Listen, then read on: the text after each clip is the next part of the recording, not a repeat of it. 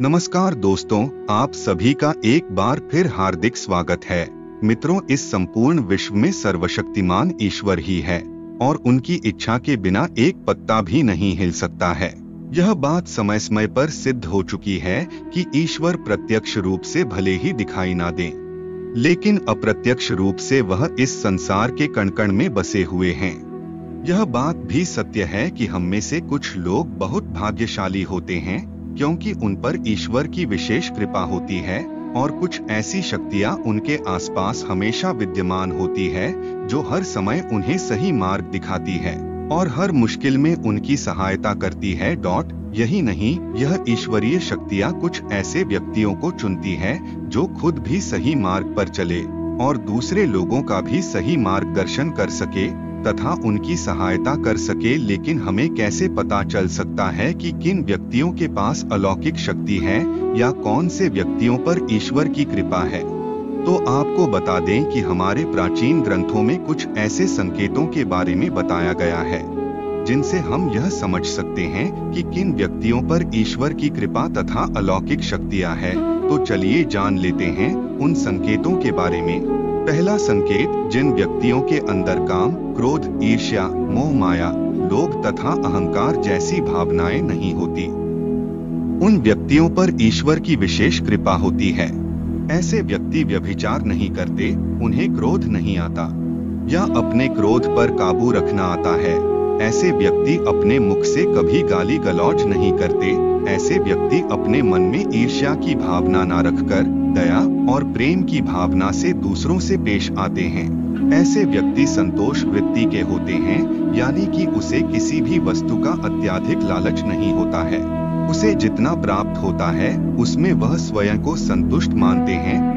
दूसरा संकेत, यदि किसी व्यक्ति को सपने में कई बार मंदिर या उसके आसपास का परिसर दिखाई देता है तो शास्त्रों में ऐसे व्यक्ति को भाग्यशाली माना गया है। जिन व्यक्तियों को अपने सपने में ईश्वर का बार बार साक्षात्कार होता है, उन्हीं व्यक्तियों के साथ ईश्वरीय शक्तियां जुड़ी होती है।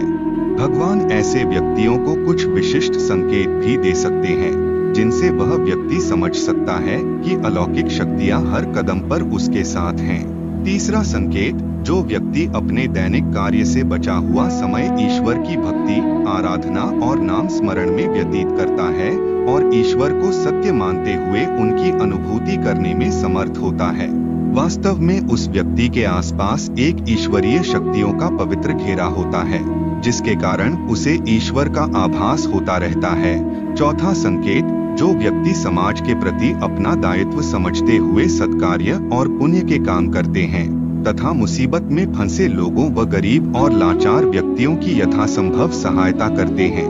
आपदा और विपदा के समय मनुष्य तथा पशु पक्षियों की हर तरह से सहायता करते हैं तथा वृद्ध, असहाय और अपंग लोगों की समर्पित भाव से सेवा करना अपना कर्तव्य समझते हैं।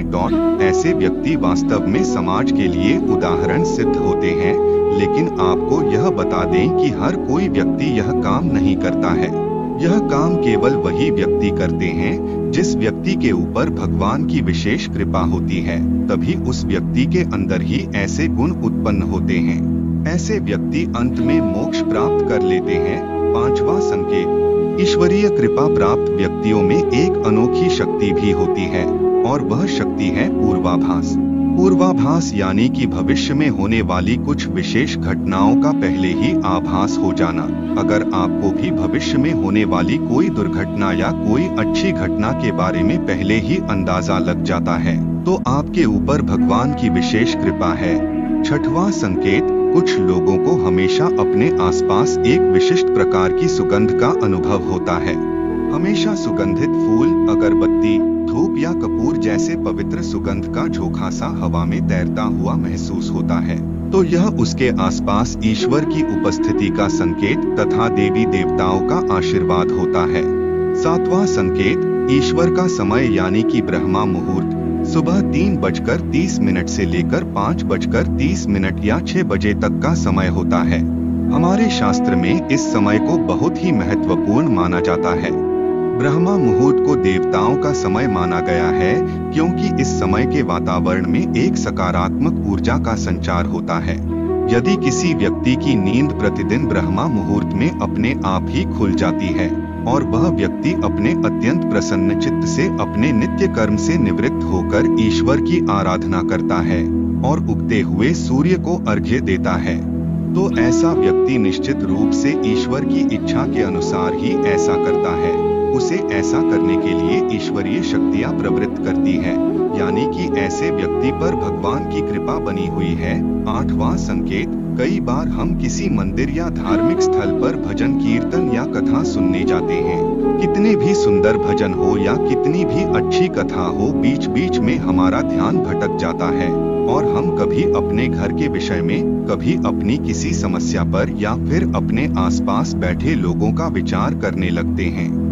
लेकिन कुछ लोग ऐसे होते हैं जो भजन कीर्तन या कथा सुनने में इतने लीन हो जाते हैं कि उन्हें किसी बात का होश नहीं रह जाता। उन्हें बस अपने आसपास पवित्रता का एहसास होता है और बहुत ही शुभ ध्वनियां सुनाई देती हैं। तो ऐसे व्यक्ति का साथ निश्चित ही अलौकिक शक्तियां दे रही हैं। 9वां संकेत, जो व्यक्ति ईश्वर के चरणों में ही परम आनंद की अनुभूति करता है और ईश्वर भक्ति को ही वास्तविक आनंद मानता है, ऐसा व्यक्ति न तो कभी दुखी रह सकता है और न ही किसी को दुख दे सकता है। ऐसे व्यक्ति का मन और मस्तिष्क हमेशा शांत रहता है, जिससे वह कभी भी सत्य व सदाचार के मार्ग से विचलित नहीं होता। यह उसे ईश्वर से मिला एक विशेष आशीर्वाद होता है, जिससे वह समाज में हमेशा मान और सम्मान प्राप्त करते हैं। तो मित्रों, यह थे कुछ संकेत जो बताते हैं कि आप कोई साधारण इंसान नहीं हो। आज के वीडियो में बस इतना ही, फिर मिलते हैं कुछ नई जानकारी के साथ। तब तक के लिए जय श्री हरि विष्णु।